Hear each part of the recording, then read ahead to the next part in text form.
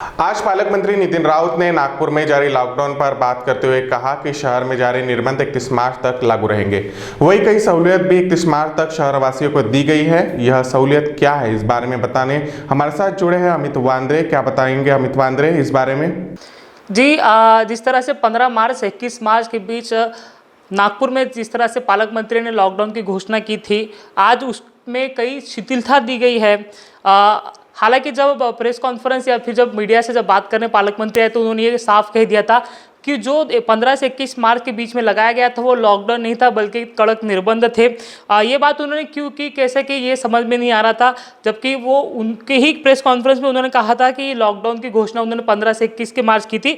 हालांकि आज उन्होंने जो है ये इसे लॉकडाउन ना कहते हुए कड़क निर्बंध जो है शहर में लगाए जाएंगे ऐसी बात कही है।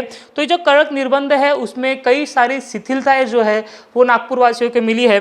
जिस तरह से आपको पता है कि राज्य में जिस तरह से नए नियम आए हैं तो इसमें ये कहा गया है कि पूरी तरह से स्कूल कॉलेजेस बंद रहेंगे, लेकिन अगर ऑनलाइन क्लासेस है तो वो आप चालू कर सकते हैं। नागपुर में क्या बदलाव उसके बारे में हम बात करते हैं कि अभी जिस तरह से आप अगर डबल सीट जा रहे थे टू व्हीलर पर तो पुलिस आपके ऊपर कार्रवाई कर रही थी, लेकिन अब जो है वो ऐसा नहीं होगा। अब जो आधिकारिक नोटिफिकेशन जो नागपुर महानगर पालिका ने दिया है उसके मुताबिक अगर आप टू व्हीलर पर जा रहे हो तो आप आपके पीछे एक व्यक्ति को बिठा सकते हो, तो उसकी सहूलियत जो है वो दी गई है। तो वही अगर आप थ्री व्हीलर या फोर व्हीलर में हो तो ड्राइवर के साथ 2 व्यक्ति मतलब 3 लोग जाने की अनुमति जो है वो दी गई है। उसके अलावा जो है रेस्टोरेंट होटल्स ओपन होने की बात आज बताई गई है।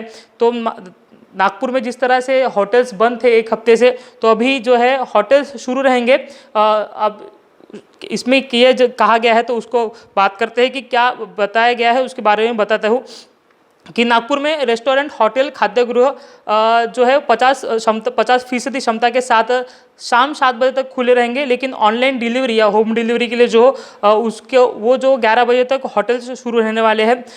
पूरी तरह से मार्केट जो है वो शुरू होने वाले हैं। मार्केट्स में आप पूरी तरह से जब हमने इसके बारे में जानकारी ली तो मार्केट्स की सारी दुकानें जो है प्राइवेट दुकान है वो ओपन हो सकती है। इसका मतलब कपड़े की दुकान भी ओपन हो सकती है, लेकिन इसकी समय सीमा तय की गई है। इसकी समय सीमा सिर्फ 4 बजे तक ही रखी गई है। तो वही जो साप्ताहिक बाजार है उसे फिर बंद किया गया है। सब्जी और किराने की दुकान जो है वो उनकी समय भी बढ़ाई गई है। जिस तरह से अभी फिलहाल एक नया कड़क निर्बंध जो महानगर पालिका ने लगाया था उसे थोड़ा शिथिल करते हुए 4 बजे तक की जो है सहूलियत महानगर पालिका ने दी गई है।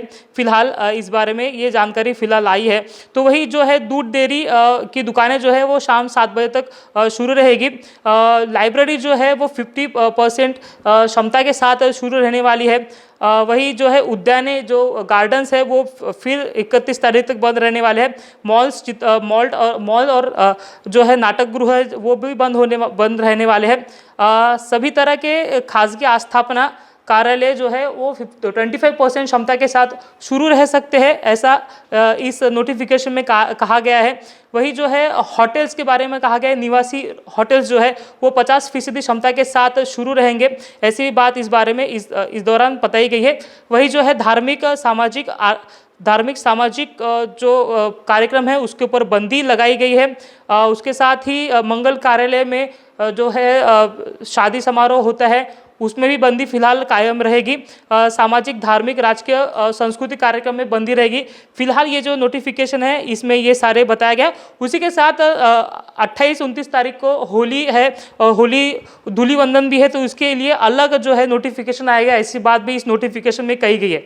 प्रकाश।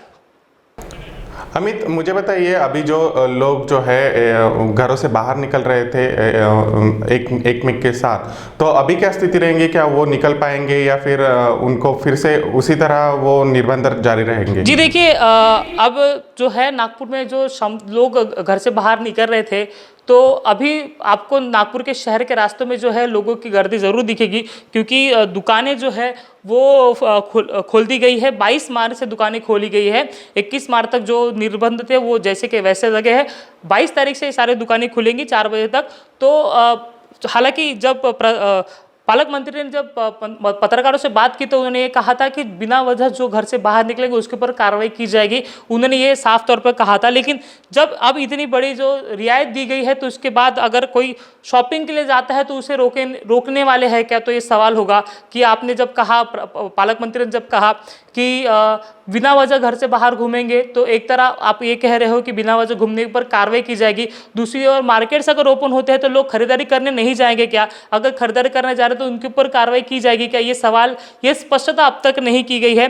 हाँ, आपने जो सवाल पूछा कि जो लोग घर से बाहर निकलेंगे, ऑब्वियसली अब जब इतने दिनों के बाद जो है कुछ मार्केट्स ओपन हो गए तो लोग ऑब्वियसली है वो घर से बाहर निकलेंगे।